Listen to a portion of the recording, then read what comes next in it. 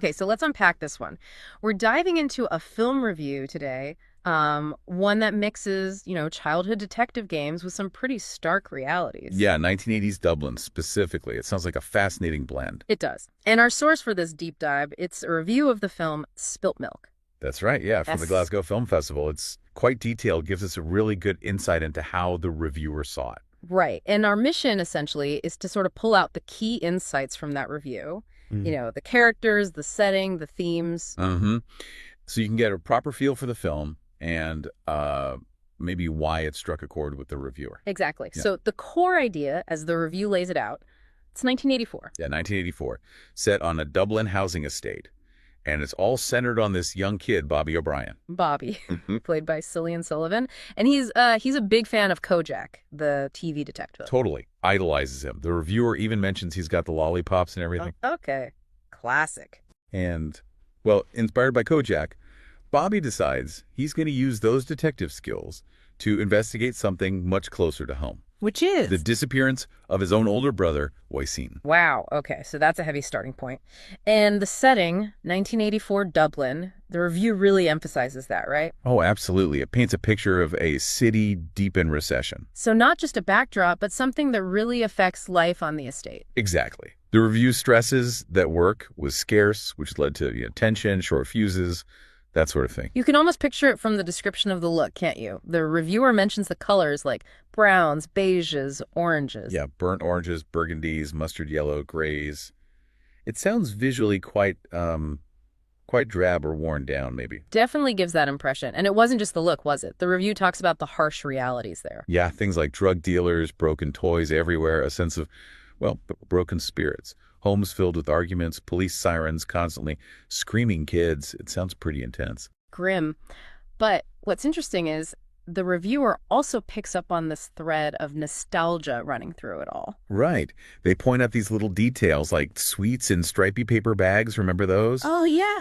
And street football among the washing lines, musical chairs at parties, having to actually get up and change the TV channel. Manually. It's that contrast, isn't it? The nostalgia is there, but the review makes it clear it's set against this really dark backdrop. Definitely. Poverty is sort of this constant unspoken thing among the adults, according to the reviewer. Right. And into all this steps young Bobby with his Kojak fixation. Yeah, he's apparently used to solving little neighborhood things, Mm. lost rings, playground fights. Kid stuff. Exactly. Right. But his brother disappearing, that's way bigger.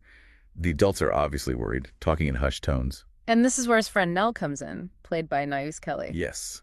And the reviewer seems really taken with their dynamic, Mm. calls their chemistry simply excellent. A joy to watch, I think they said. They become like a proper detective duo. They really do. The review mentions them having these breathless chats about kid drama and local gossip, but with really sharp comic timing. Apparently they even bicker like an old married couple sometimes. That's what it says. And what's interesting is the reviewer notes this, like maturity in both young actors. Beyond their years. Yeah, which kind of fits, the review suggests, because these kids have clearly seen a fair bit already.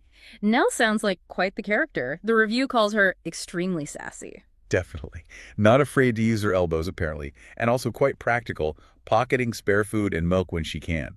Resourceful. And Cillian Sullivan, as Bobby, he brings this innocence, but maybe doesn't quite grasp the full weight of what the adults are facing. Right. His curiosity, though, means he keeps looking for the good bits, the light, even when things seem pretty dark.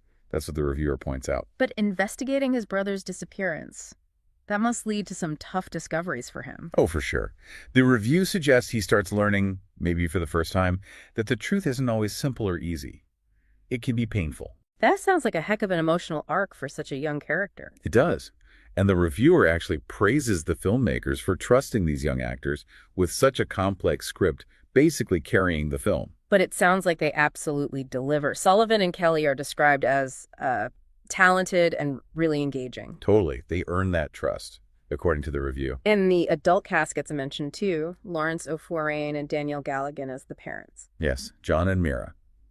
The review calls their supporting performances excellent. It highlights something specific about O'Forain's performance, a sense of palpable emasculation. Yeah, connecting his character, feeling diminished, because he's out of work, the whole domestic situation caused by the recession. It's tied right back to that context. And Danielle Galligan as Maura, tremendously watchable in her silent despair. It's quite a phrase. It is. Her involvement in a mother's group is mentioned as a positive spot, but it's set against this tragic backdrop of the estate having lost too many young men already. You really feel that desperation in the moments the reviewer describes, like her slow disintegration, trying to keep things normal. Yeah, and that scene where she's just holding Oisin's school jumper, whispering, "Please come home," sounds incredibly raw and powerful. Wow. And the script itself, by Cara Loftus, gets praise for being sharp. Sharp and well-paced, yeah. Managing to blend the comedy and the tragedy pretty seamlessly. Witty, but also very real. So as it wraps up, the reviewer found the ending uplifting and emotional. Both, yeah. They were apparently so drawn in, they just didn't want it to end. Found it fantastically entertaining, especially because of those charming young leads. You get that feeling, don't you? Like you just want a bit more time with those characters in that world the director, Brian Durnan, created. Yeah, like one more family dinner scene or just hear one more of Bobby's theories. Just to see what happens next. It sounds like a film that really uses its specific time and place effectively. To tell a very human story, yeah. Deeply compelling. So wrapping this up then, what's the big takeaway from this review? It seems to show how a film can use a very specific setting, 1980s Dublin, recession, hardship. Right, use that context to tell this really powerful story about, well, childhood innocence crashing into some tough adult problems. And the reviewer really singles out what makes it work, that dynamic between Bobby and Elle. That central partnership. And the way the setting is portrayed, both the harshness and that hint of nostalgia. And of course the performances. Both the kids and the adults delivering these raw, believable portrayals. What seems really key, based on the review, is how the film mixes those specific nostalgic bits. The sweets, the street games, with the grim stuff like poverty and loss. Yeah, managing to be entertaining, but also emotionally resonant. It really does make you think, doesn't it? It kind of leaves you with this question to chew on. What's that? Well, when you see stories like this that put childlike hope right up against really harsh realities, how does that actually change how we understand those difficult times, those social or historical situations? That's a great question. How does that lens shift our perspective? Something definitely worth considering.